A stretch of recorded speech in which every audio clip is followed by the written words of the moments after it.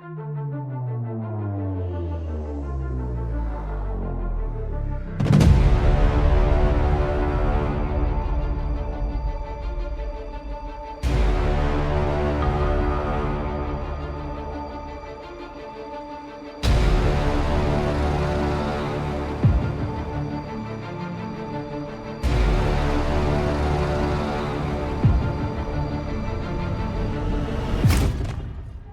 everyone. Welcome back to the latest installment of the Stephen King podcast. This is episode 24. And in this one, we have our special guest, Tyson Blue. He's been on before. And Tyson and Hans and I are going to talk about Dr. Sleep. We're going to review it, as well as the new Carrie movie, which is a milestone for this podcast because we've been talking about Carrie every podcast. And after this, I guess we'll have to find something else new to talk about. And maybe you listeners out there can give us that topic that you want us to talk about. Also, we have the news, and we're going to kick that off right now.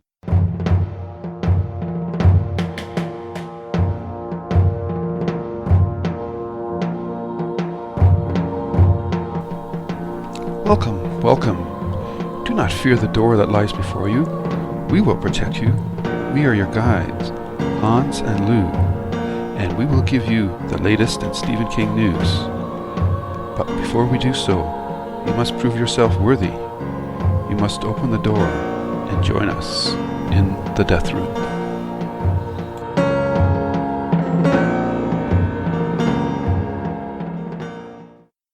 Our first item is that Under the Dome, the CBS Summer Smash Hit series, is now out on DVD and Blu-ray, and the details of what's there can be found at Hans's site. Hans, I think you had a question about how nice did the promotional photo of the special edition of this set compare to the actual Under the Dome special edition release. And I think we found out from some listeners some interesting comments. Yes, exactly. And it turns out that it looks quite different from the first pictures we saw of it, which was obviously not of the real thing because it doesn't look like that.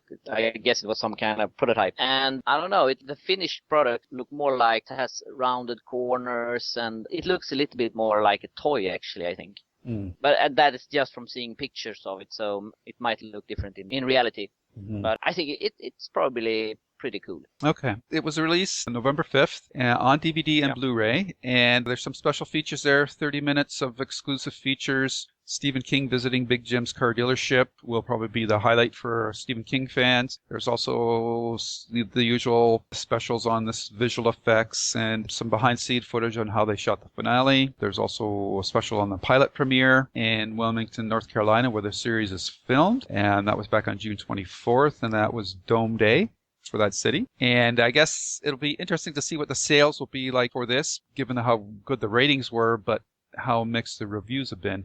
And especially in this day and age where I think the revenue streams for DVDs and Blu-rays is not nearly what it used to be, especially because of the ability to stream things through Netflix or Amazon Prime and Hulu Plus and things like that. So it'll be interesting to see what the sales number are. I personally won't be picking it up myself. I don't know about you, Hans. You probably got it for free, but no, actually not. Oh, okay. And I don't plan on picking it up either. I would be somewhat interested in a special limited edition because it might look cool between the other cool DVDs, but not for the content of it. No, sorry.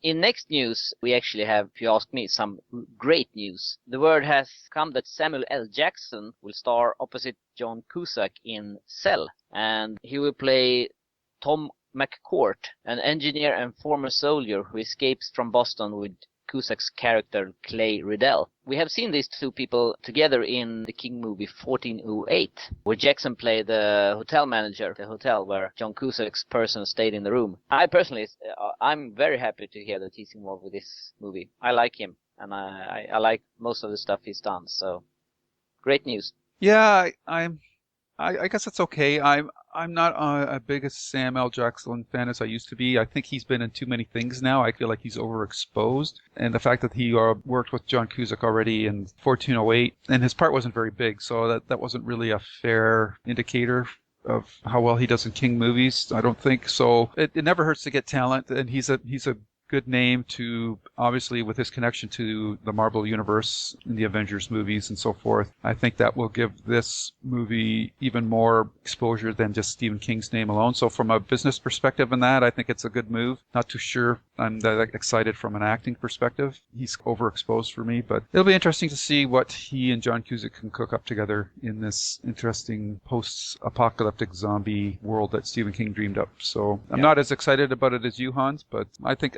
it's a good move for the movie. So hopefully that will pay off, and I'll be wrong about my current thoughts on Samuel L. Jackson. Still the man, Sam. Hopefully. You're still the man.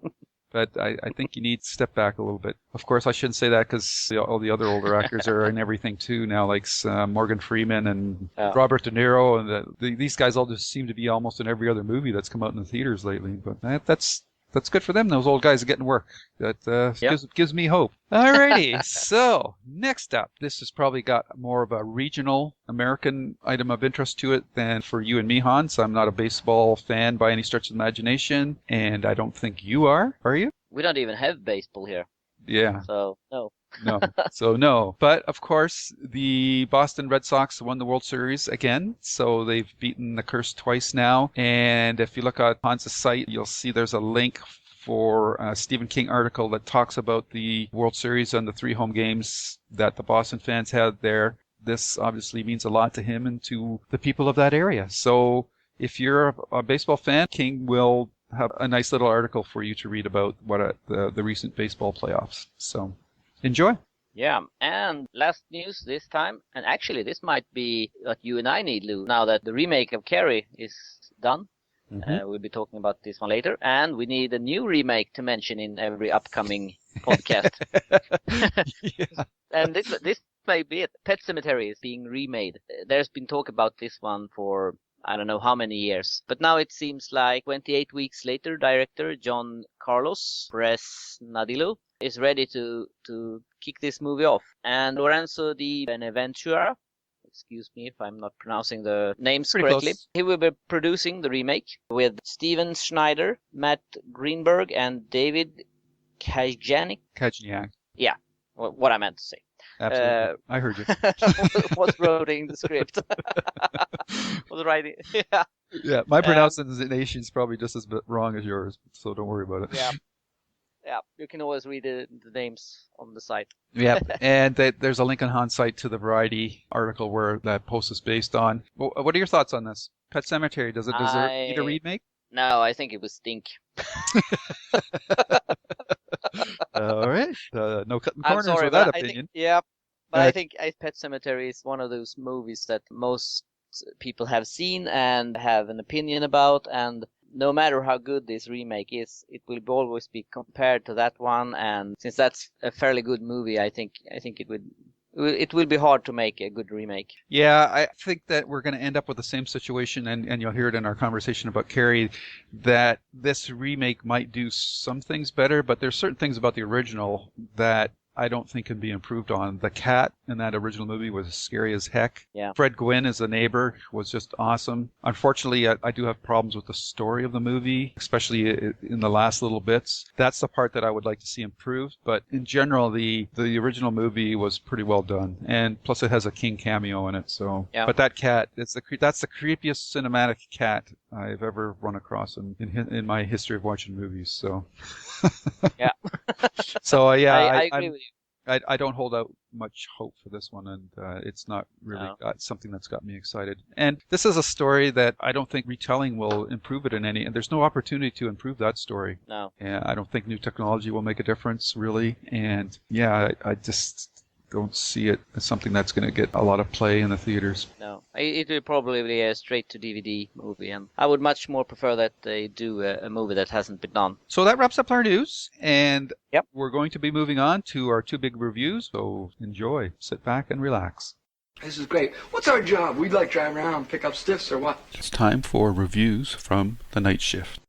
Okay, we're here with our special guest, Tyson Blue. Hey, Tyson, welcome back. Thanks. Good to be here. Awesome. And what we're going to talk about is the long-awaited sequel to The Shining, Dr. Sleep. So let's go around the table for general first impressions. And Tyson, what did you think of Dr. Sleep? I liked it. Oddly enough, it reminded me so much of The Shining, or as a continuation of that, but it reminded me more of Firestarter in that both of these books concerned a young girl with extraordinary abilities who was being pursued by sinister people who wanted to do bad things to her. And it was more of a chase novel and a confrontation between these two powerful characters more than The Shining was, which was more like isolated in one place. And I liked it.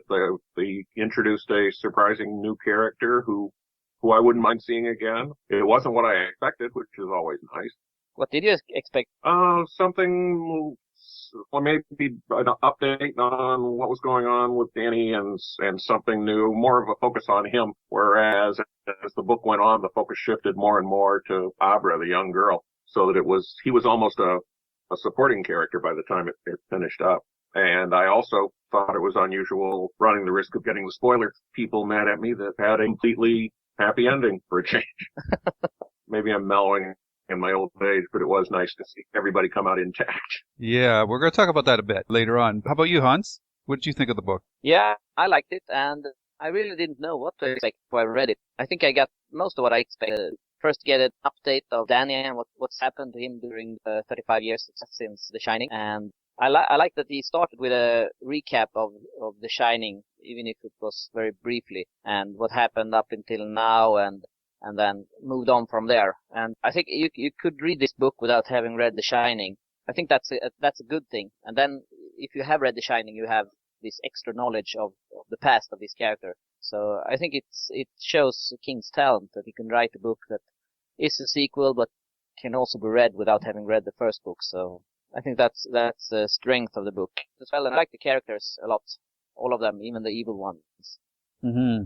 Yeah, I'm pretty well in line with what you guys have said. I really didn't know what to expect with this book and what happened, and it surprised me to a certain degree. And it also, as you mentioned, Tyson, it was, for King, it was a very happy book in general, because, and I don't know if we can talk about that a bit later when we get into a more detailed discussion, but I wonder if is that a sign of King is getting older and more sentimental? We'll have to discuss that a bit further. I agree with you, Hans. I think my favorite part of the book actually was that bridging segment from The Shining into Dr. Sleep, which was that what happened to Danny between the two time periods as he got away from the Overlook Hotel and the aftermath of that. And this book really, again, showcases King's strengths in creating likable characters. As you said, Hans, even the bad characters were likable. I'm going to drop a bookmark here, too. I want to get further thoughts what everybody thought of Abra. For my mind, I think in a film, she could turn out to be rather annoying. But in the book, I think she was handled fairly well. But she could be like another Joe on Under the Dome for you, Hans. I'm not sure. Yeah, it just shows King's storytelling power. I mean, Rose the Hat is a great character, and I could have spent the whole book just with her. So overall, and the surprise that Danny had a half sister was interesting. And as you said, Tyson, it was a fairly happy ending kind of book. So let's run through a little more detailed discussions, and let's start with Danny Torrance. What did we think of him as an adult? I like the fact that King took a character that when we first met him was a boy with troubles, and you liked him, and then when we meet him again here as an adult, he isn't really a nice person. He's drinking, and he really doesn't care about other people, as with this woman that he steals money from and everything. And then again he turns and become this likable person. So I like his arc through The Shining and then going down and then up again. So I like that about him. I think, in a way, the arc of the story is Danny redeeming himself after dealing with this woman that he's been and almost totally abandoning this little kid that she has. But somehow by getting involved in Abra's situation and trying to save her from Rose the Hat and the rest of the True Knot, maybe he's able to put that behind him and evolve a little bit. And it's nice to see him start out, as Hans said, as a little boy with problems, and then when we see him again, he's a grown-up, still with problems, but just different kind. Going back to what Lou said a moment ago about Abra being an annoying character in a movie, and I was thinking timing of the book coming out was unfortunate.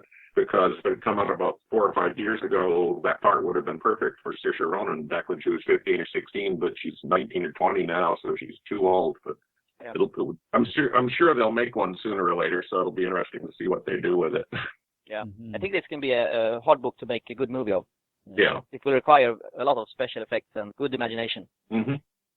I really like the fact that King, and I think we all go through life with this, is we see things in our parents that we don't like, and we say to ourselves, I'll never be like that, or I'll never do that. And we find out that Dan is repeating a lot of the same mistakes that his father had, especially with the Mhm. alcoholism and abusing himself and destroying relationships.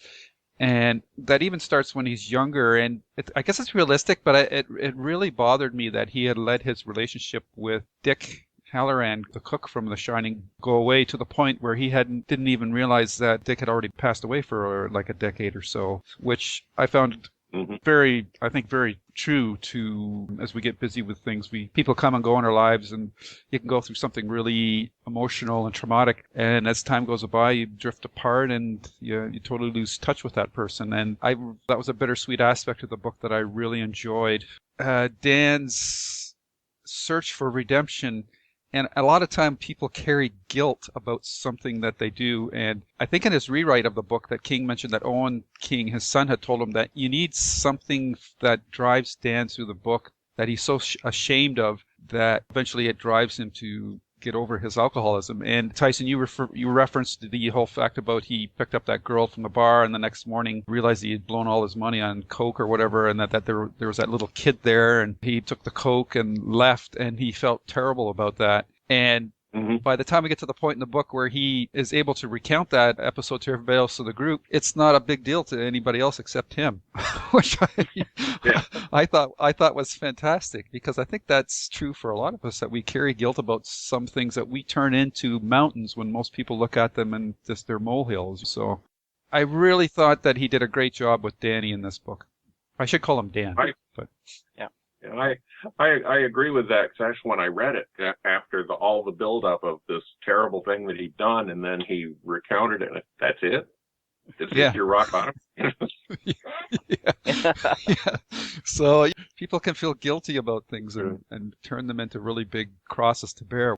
So let's turn to the second most important character in the book, is Rose the Hat. And in general, I guess the people of the True Knot. What did we think of these people? I like them, and it feels wrong to say that you like them because they were evil, but I think King managed to portray them as they were evil people, but they had no choice. They had to do what they did to survive. And I think you feel that even though they are evil, they do it because they have to do it to survive.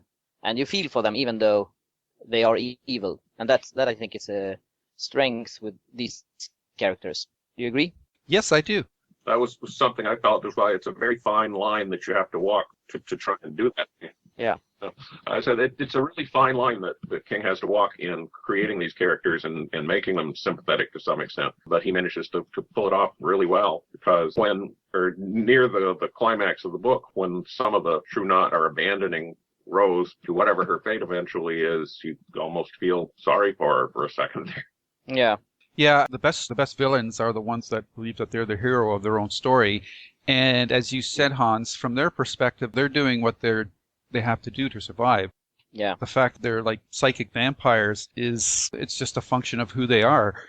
Because beyond that, really, if you take that one element out of their dynamic, they're a family. They look after each other. They care for each other. Yeah. I think King made them very relatable characters. And while on the one hand you didn't want Abra to be taken by them, you also didn't, in a way, I didn't really want to see any of these people hurt. So it was an interesting dynamic going on with Rose the Hat and her group. And Rose carries the fatal flaw of pride and arrogance.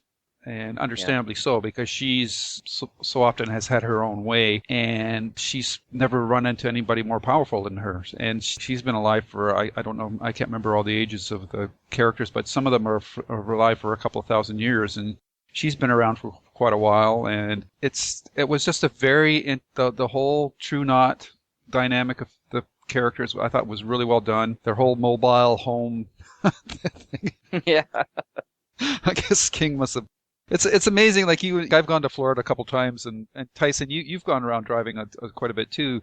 But it takes somebody with King's mind to fabricate a fiction about mobile home people and make it interesting. Yeah, and it's a phenomenon that we really don't have. We don't have people living like that here, except in the summer when people go on vacation in their trailers. But so it's a bit foreign concept for me, but I can grasp it still. But it's interesting. Aren't you a mobile person, Tyson? Mostly in cars.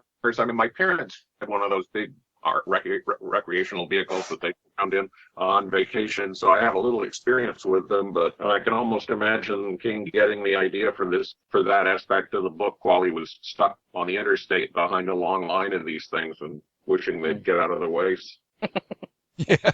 Exactly. Just like with Cell, he saw a guy talking to himself, and that's how he got that story. And here he probably was stuck behind a trailer or something and said, "There's a story here."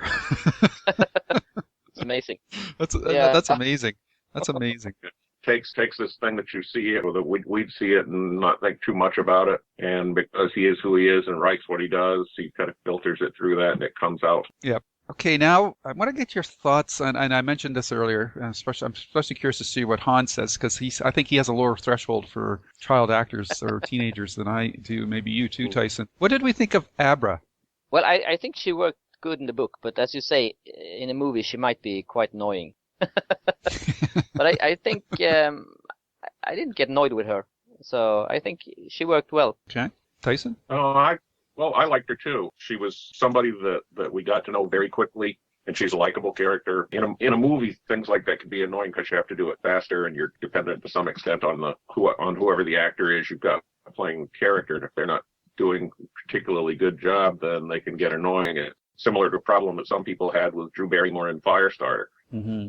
We keep coming back to that, talking this one. Yeah, that's an interesting connection, and considering that people have always kidded King about putting Danny and Charlie together, maybe this was kind of his way of doing that without making that true pairing. But yeah, Abra was interesting for me. I don't know if Abra is short for abracadabra, but I always kept on, every time I saw her name, I kept... Well, that was her email name, remember? Was it? Oh, okay. Yeah, it's been a while since I've read the book, so I can't remember that. I'm wondering, did you think that part of no book is perfect, and if I have some issues with the books, and we might as well start talking that a little about that. And these are minor, so because I really love the book overall, but I'm wondering, did you guys think that Abra was too powerful? Well, it wasn't something I thought extra about when I read the book, so I don't think I thought that when I read the book. Oh, interesting. One thing that annoyed me with her that I remembered just now is that when she was supposed to be at the neighbors to be safe while they were taking care of the true nuts, and she wanted her privacy and still returned back to her own home to be all alone. I mean, it's like in a horror movie when you say, "Oh, don't go down the cellar," and stuff like that. So yeah.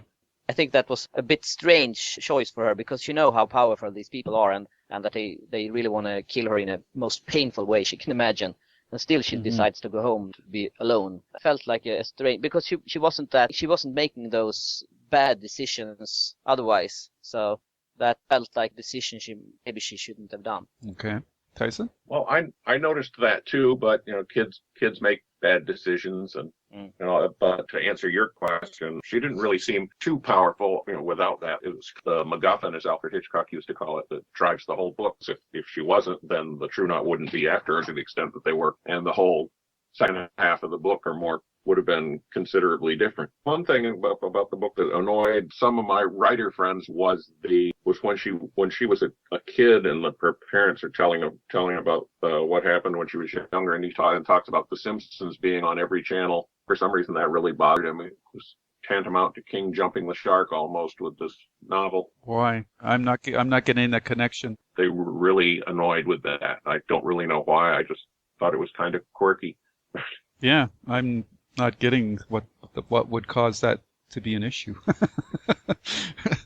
Because he's making a pop culture reference? Is that why? I don't know how you do that telekinetically, but it's enough, maybe. Oh. Maybe it was in the back of his mind because of all those Under the Dome comments, all the accusations that he stole the plot for the novel from Simpsons episode or Simpsons movie. Okay. Yeah. Okay. So it's not just that it's the Simpsons. They just didn't by the fact that every channel would be locked to the same program. Is that what it is? I think so. That was the impression I got. Okay. I thought maybe they didn't like The Simpsons or something. Well, that may well be. I don't know. Yeah. Okay. Well, I mean, it's mind over matter. You can do whatever you want, as far as I'm concerned. I really kind of surprised that this is more of an issue for me than you guys, but I just thought Abra was too powerful, and that's why King had to write it that Dan was the intermediary. I mean, taking aside the fact that Dan's an adult and Abra's a child, but basically in my mind, Abra was so powerful that she had a face-to-face confrontation with Rose the Hat.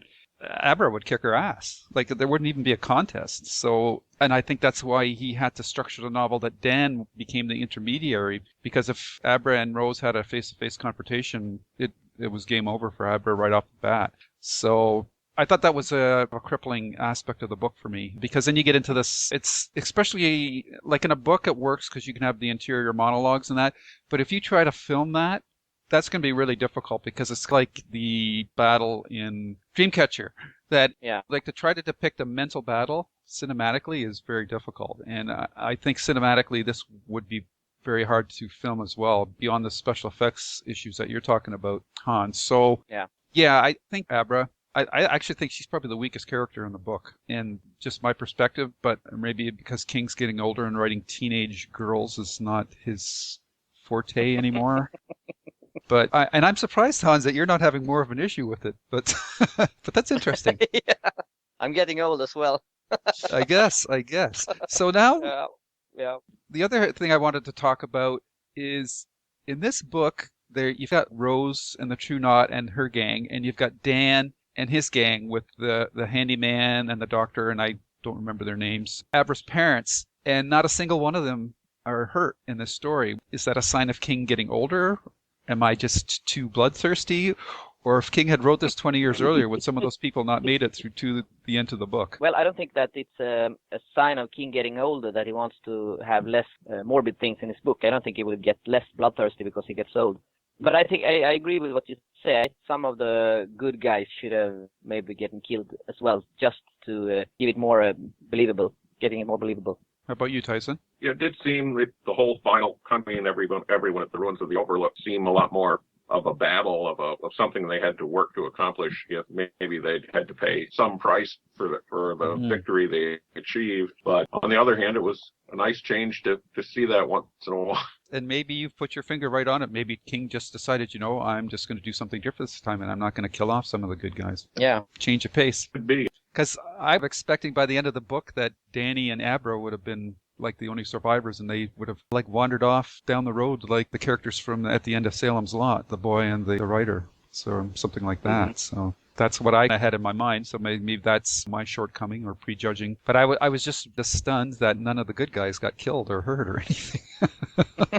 But I think that shows also that King he still has the ability to surprise us. That's a good way to put it. I like that. Yeah. And he surprised me in this book. Yeah. In a good way. So. Well, he's spoken in interviews over the years about the curse of expectations and always having to go up against that, what people expect to happen. So that may have a hand in it as well. To say, well, I know this is what readers expect after all these years, so we'll play with it this time. Right. Okay, so overall, that was all the talking points that I had. I'll go around the table one more time. If there's anything that we haven't discussed so far, this is your chance. Speak now or forever hold your peace. So, Tyson, is there anything else you wanted to mention that hasn't been brought up yet? Well, one thing it was interesting. This is another example this novel is another example of how events from King's own life may be being worked out through his work. Pretty well known that King has a substance abuse problem that he'd finally confronted and worked with several years ago, and it's obviously drives a lot of this novel. You see a lot of his experiences in dealing with that in this, just as Dreamcatcher had a lot to do in a way with working out some of the things arising out of his accident that had happened just before that book was written. So it's interesting to see how that whole dynamic, the Alcoholics Anonymous 12-step dynamic works in this book as well. And how, in a way, the ways he works out the problems he has with the True Knot and with Abra, that kind of follows the whole saving pattern that Alcoholics Anonymous preaches from what I know about it, never having been involved with them myself. Okay. How about you, Hans? Anything else you wanted to say about a book? Yeah, I had an interesting thought. Do you think this book needed to be a sequel to The Shining? Or would it have been a strength if it wasn't a sequel, if it was just a regular book with minor changes, of course, then to make Danny just another character? I'm thinking a little bit that maybe by saying that I'm going to write a sequel to Shining, which is one of people get certain expectation, and maybe they didn't think that what Doctor Sleep is a good book, but maybe they thought that, oh, this isn't a good sequel to The Shining, but it's a good book. So what do you think about if we would have released it just as a book? Would it have been as good? I don't know. Part of it may well have been, but I don't know if we would have been. Well, I think there would have been the eagerness to read a new King book that people like us would have, no matter what it was. But certainly the fact that it was a sequel to The Shining, a book that's pretty universally among the top 2 or 3 of his novels with most people, I think that heightened the anticipation for it. Whether it would have been as good, I don't know, because this way we come into the novel with preconceived, we already know who Danny is because we've spent time with him and we already care about what happens to him. And with a newer book, we would have had to spend some time getting to know whoever the protagonist turned out to be and deciding how we felt about him. Whereas this time it was kind of jumpstart, and that started. And I think that maybe made this book take off faster because it did move very fast. Right from the beginning. Mm-hmm. Yeah, I pretty well agree with that, Tyson. I think that what Hans is proposing, with a few tweaks, King could have released this as a standalone book, though knowing King, he would have wanted to flesh Danny out, or whoever would have been Danny in equivalent in a standalone book, and that probably would have taken another 300 pages. So then this book would have been more like 800 pages instead of the 500 we got. And maybe that's not such a bad thing, because I personally like long King novels. But I agree with 100% with you, Tyson, that knowing Danny from The Shining gives this book an immediacy and an emotional. We're carrying 30 years of emotional baggage about this character into this book, and writers die for that kind of setup. He's got us all with this emotional baggage from 30 years. Like, that's got a lot of dramatic weight right from the get-go with this book, because we're just literally dying to find out what happened to this character that survived a terrible thing in The Shining. So King could have structured a standalone book that would have been just as equally powerful, but with this book he was able to write a much quicker paced and faster book because we already had this foreknowledge of Danny's character coming into this book. So I think it would have been 2 different experiences, and since this is the first time King has written a sequel, I really enjoyed this experience, outside of the Dark Tower, of course, novels. But and that kind of reminded me of that experience in a way, waiting sometimes decades between the Dark Tower books. This was the same thing with The Shining, and every time you got that new Dark Tower book, you were right into it again because you knew the characters. And the same thing happened with this experience for me reading Dr. Sleep. Yeah. Okay, so that was a good question, Hans. Yep. Thank you. Anything else you wanted to mention? No, I'm satisfied. Okay, so I know from talking to you 2 guys, I appreciate this book a lot more because, like you both said, King wanted to surprise us. And at the beginning of the podcast, I think we all said we were surprised. So if that was King's goal, he accomplished it in spades in this book. Yep. And while part of me might yearn for a book that had a little more dramatic gravitas to it and having some of the characters, some of the good guys hurt or killed off, this was a nice change of pace. It was as King called it, a curveball, I guess you could say. So I really enjoyed this book quite a bit, and I'm really glad that King wrote it. Yeah, I must say that I'm happy to hear you say that you want more of the good guys kill off. It's usually my line, so I'm happy that you say that. So you're rubbing off on me, Hans. Yep. But I just think if the harder the struggle is to get the victory, I think you appreciate the victory a little bit more. And if I had one major criticism of this book, and it kind of parallels the Dark Tower climax, is the dispensation of the bad guys seemed a little too easy. So, but that's a King trademark that we've seen in other books as well. Yeah. So I have one more question for you guys, and then we'll wrap it up. Given the way this book ended, a sequel would be quite possible. And would you guys be interested in such a book? Well, I have to say no to that. Okay. I like the characters, but I think, well, knowing King and knowing that he's a good writer and good storyteller, I'm sure he could find another story about Abra and Danny. But I think it will have to be way down in the future. I think it would be too much to do it now, and I think it would be hard to do it in a good way now. It's right for a follow-up as well, but like Hans, I don't think it should happen right away. I'd be interested in seeing what happens to these characters. Frankly, I'd rather see him do a follow-up to Firestarter, because I've always wanted to know what happened next in that. You got fire on the mind, my friend. And there's a way, there's actually a way to do that, because if you recall, when Golden Years finished its run on CBS, the main character, Harlan, the janitor, had been kidnapped by the shop, and I forget who she worked for, Felicity Huffman's character in that series, and the military guy they were going to go and rescue him. And since the villain was the shop, and we all know this 5-year-old kid had burned the whole place to the ground at one point, it just makes sense that they would have run into each other. So there's a good follow-up there that I'd much rather see, because I've been waiting almost as long for that as I was for Dr. Sleep. So, but I wouldn't mind seeing these characters again and seeing a little bit more what happens with them. Just maybe, like Hans says, not necessarily right away. Yeah, I'm just brainstorming right now, listening to you guys. I agree with you. A sequel would have to be 10, 20 years in the future when Abra's grown up. You know, given where King is in his life, that chances of him being around to do that would be pretty slim.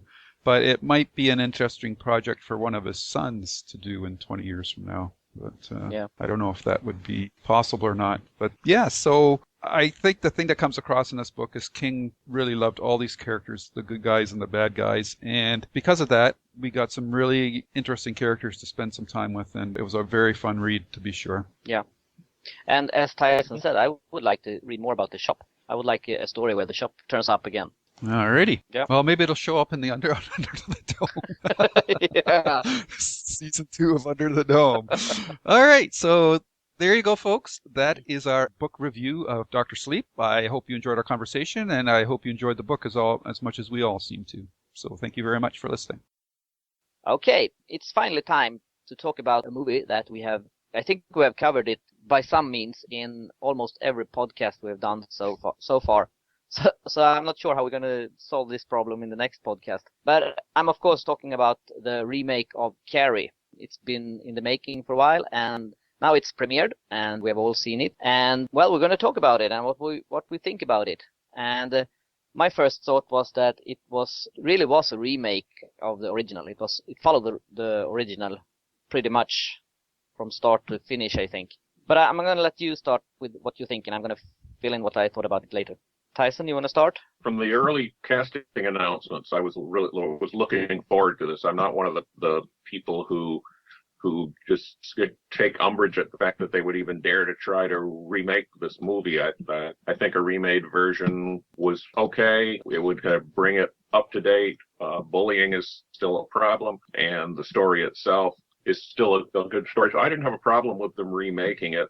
All these people who on Hans's website, comments there and other places I've seen, oh no, Sissy Spacek was perfect. Nobody else should do this. They should leave it alone. They're not really paying attention to the fact that Carrie might be the single most remade King novel ever, because there's the movie, the made-for-TV movie, a couple of musicals, and now this version. I agree with Hans that in its execution, and one of the things I didn't like about it was that it is almost exactly a remake. In fact, the screenwriter for the original film gets a script writing credit in this movie, and I don't know if it's because they tweaked his original script and updated it, or whether he actually did have a hand in the writing of a new script based perhaps on the original. But there are some places where the dialogue is line for line from the original movie. But then on the other hand, we can talk about this in a little bit, there were some things that I thought they did better this time around. For my quick thoughts on this, I agree with what you said, Tyson, off the top, that I have no problems with remakes. If it's a story that has a universal theme, like it can always be remade, especially if the previous one has been a generation or so ago. So like anything 20 years and older, I think is ripe for remake. But if you're going to remake a classic, then I think you're asking for trouble. I mean, the original Carrie is well regarded. I don't think it's a classic. It's a very strong movie. I think bullying is a bigger issue today than it was when King's original book and the original movie came out. So this was ripe for a remake, and especially given today's advances in technology, and they would be able to do a much more, what I was hoping for, interesting depiction of Carrie's powers. And that's one of the issues I have with the movie that we can get into in a more of a discussion. But overall, I thought the movie was strong. I thought aspects of it were done better than the original, and I think there's aspects of the original that were done better than this one. So in my mind, ideally, if you put these two movies together, I think you would have the perfect Carrie movie. Yeah, I must say that I am mostly disappointed with this remake. And I think the good things that I find with this movie is, number one is that, and I know we have talked about a great deal, that Chloe Moretz might be pretty to be good, but I think that didn't happen. I think they made her believable. So that I think is a good thing. Yep. And I think Julianne Moore was really great as her mother. Yep. But I must say that those two things are probably the only things I think is really good with this movie. Okay. I agree with you that, and I was expecting, and I was quite happy with how Moore and Moretz played their parts in this movie. I think that they stand toe-to-toe, and I think actually Moore is better than Piper Laurie as Margaret White in this movie. I think Piper Laurie quite admittedly said that she thought it was a comedy, and she played it over the top, whereas Julianne Moore had a more grounded and yet scarier approach to playing the mother of Carrie. And Chloe Moretz, I thought in those scenes where she went toe-to-toe with Julianne Moore, I thought she stood her ground quite fine, and those were my favorite parts of the movie. I thought the mother and daughter scenes were the best parts of the movie. And as for the rest of the cast, I like that this movie made the casting choices they did in the ages of the characters, because these characters were much more believable as teenagers than the original. Yeah. And I thought that the lady that played the coach, I thought she was pretty good. Judy Greer, I believe, Miss Desjardins. I thought she was good. I also thought that Ansel Elgort, who played Tommy Ross, I thought he did a great job as well. I thought he was a very likable and believable character in his relationship with Sue Snell and with Carrie. And I thought the principal, he was obviously for comic relief. I thought he was kind of funny how he's trying to handle Carrie's, having her first period in the shower and all that stuff. So I thought that was funny. Some of the other characters, I thought Alex Russell as Billy Nolan didn't make near the impression that John Travolta did. And admittedly, John Travolta was an unknown at the time, and so his stature in that movie, I think, rose as time passed. But I don't know this actor, and I didn't think that his tough character of Billy Nolan stood out in the movie at all. And I didn't think the rest of the cast, the high school kids, really did either. And I wish they would have explored that a bit more. But in general, I thought it was a more realistic approach to it. And I think that was the strength of this movie, is that these characters seemed fairly believable ensemble in depicting a high school environment, whereas in the first one I thought that those scenes were probably the weaker aspects of the movie. I agree that the castings are so that we had characters played by actors who were closer to their actual ages was one of the strong points of this. As good as Sissy Spacek's performance was, she was almost twice as old as the character she was playing was supposed to be at the time she made the movie. And as time goes by, that becomes a lot more obvious as you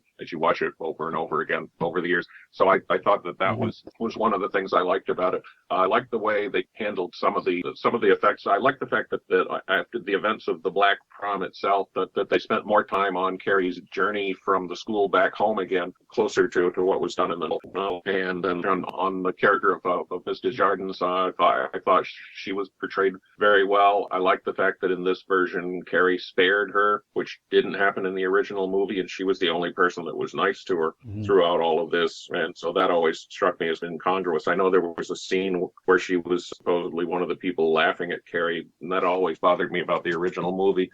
And maybe jumping ahead to talking about that part of it, I liked the fact they solved a problem I didn't even see in the original movie by having Carrie levitate to get out of the gym, because otherwise this character would have stepped soaking wet onto a floor covered with water and broken power lines and fried herself because she was telekinetic, not electricity proof.